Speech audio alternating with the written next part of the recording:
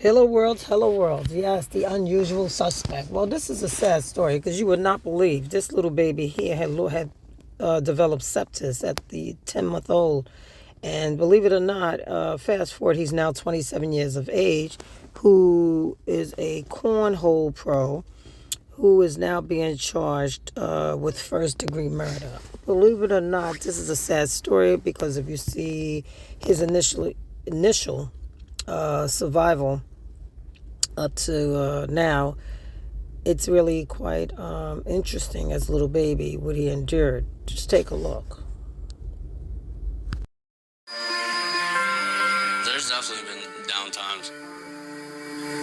I actually came up with my own kind of quote that got me through everything, and that's "the world won't wait." Dayton Webber, hits it. It essentially means this world, as we speak, is spinning. It's not gonna stop. It doesn't matter what happened to you. You always gotta keep moving forward because we all got goals to reach and we all have limited time on this earth to be able to accomplish those things. The world won't wait.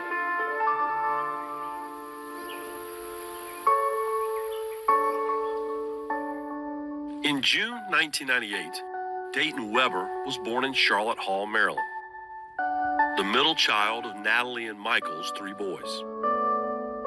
Who is Dayton Webber? Dayton Webber is a beast. He's strong. He's determined. To me, that's like beast mode, you know?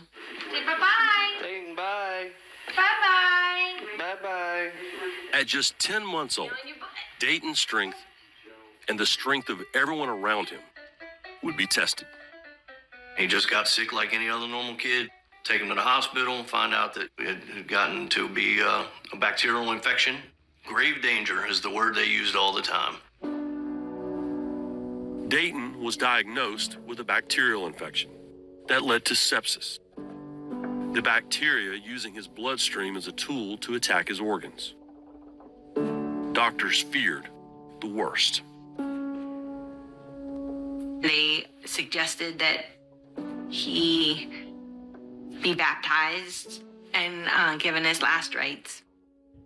That just didn't enter my thought that I was going to lose him. To prevent the infection from spreading, doctors amputated Dayton's extremities, both arms and legs. When Dayton returned home as a quadruple amputee, he lived and played like any other kid. He rode dirt bikes, wrestled, and played football. As he grew toward adulthood, Dayton's need for competition pushed him even further into a sport he had always loved, cornhole. We're here at my house. This is where I practice my cornhole. Cornhole has been a passion of mine since I was 8 years old, throwing in the backyard with my parents, friends, and stuff. At first, it took me a little while to get it there to the board consistently. I was able to compensate the grip on the bag by just grabbing the corner of it with me propelling myself forward and the whip of the bag. That's how I get it there. When I first started playing, I played up to 16 tournaments in a week. Now, folks, I know you're probably wondering, well, this is a sad story. However, he overcame his shortcomings, it appears. Well, fast forward, and this story becomes as incredible to believe that he's now being, you would not believe, charged with first-degree murder. When I first heard about it, I thought, how is this possible? Well, just take a read, take a listen. Viral.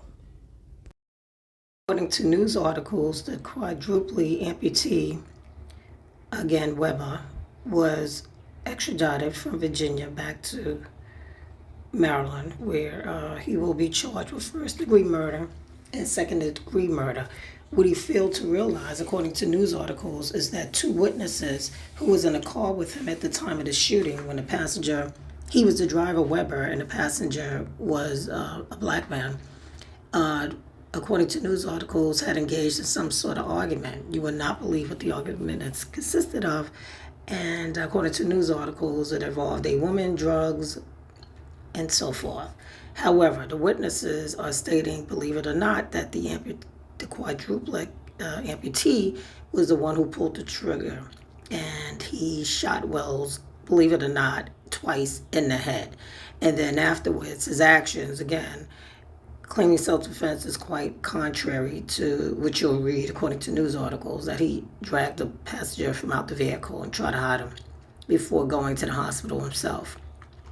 So again, I believe that his defense of claiming he was threatened is quite is going to be quite interesting to see if it shows up in court, because again, the two witnesses' testimony clearly contradicts his testimony. Again, Webber, as you see, the amputee, is being charged with, again, first-degree murder for killing this black man. Let me know your comments, what you think. Bye, world. According to news articles, Cornhole Pro argued over guns, drugs before shooting, police say.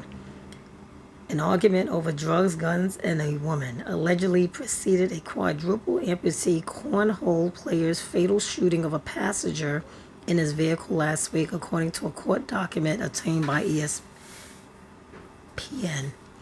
Dayton Webber, who previously competed as a pro in the American Cornhole League, allegedly shot and killed Brad Wells on March 22nd while driving his Tesla through southern Maryland. The two passengers in the back seat of the car, who were not identified in court records, told police that Webber and Wells were in a heated argument prior to the shooting. Webber is now facing felony murder and assault charges and due to appear at a bond hearing Wednesday. ESPN has contacted his attorneys for comment. The case has raised eyebrows and drawn international headlines over the past week, with many wondering about the logistics of a quadruple amputee shooting a passenger while driving a car. A YouTube clip of Webber loading and firing a handgun has subsequently racked up hundreds of thousands of views. Wells and Webber were born, you would not believe it, in the same month and were friends who enjoyed hunting and motocross. They also apparently dated the same woman, who told TMZ over the weekend that she briefly dated Wells. Well, fast forward, folks, if that isn't one for the archive.